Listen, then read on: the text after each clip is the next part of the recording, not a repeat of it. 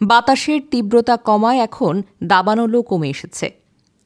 বাতাসের তীব্রতা কমে আসায় যুক্তরাষ্ট্রের ক্যালিফোর্নিয়ার লস অ্যাঞ্জেলেসে দাবানল থেকে সামরিক স্বস্তি পাওয়া গেছে। স্থানীয় সময় গত ভয়াবহ এক দাবানল নিয়ন্ত্রণে বিরামহীন চেষ্টা চালিয়ে যাওয়া অগ্নি নির্বাপন কর্মীদের মনে আশার সঞ্চার হয়েছে।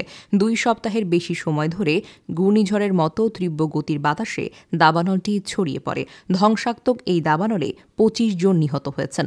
লস অ্যাঞ্জেলেসে শহরের বড় এলাকা ধ্বংসস্তূপে পরিণত হয়েছে।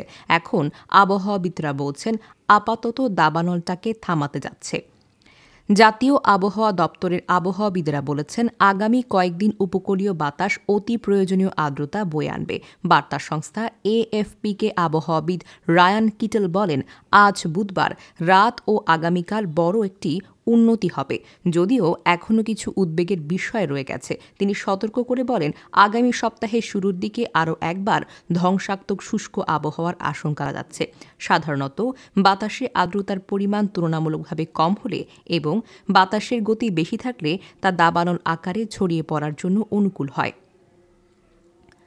ইটন এবং প্যালিসেডস এলাকায় দাবানলে 40,000 একরের বেশি পুড়েছে। গত বুধবার সেখানকার কিছু এলাকা থেকে ধোঁয়া উঠতে দেখা যায়। লস অ্যাঞ্জেলেস শহরের অগ্নি নির্বাপন বিভাগের প্রধান ক্রিস্টিন ক্রাউলি সাংবাদিকদের বলেন, এখনও জ্বলছে দাবানলের এমন মূল এলাকাগুলোতেও আগুন নেভানোর চেষ্টা চালিয়ে যাচ্ছেন যুক্তরাষ্ট্রের বিভিন্ন অগ্নি নির্বাপক দল এবং মেক্সিকো থেকে আসা অগ্নি নির্বাপন কর্মীরা।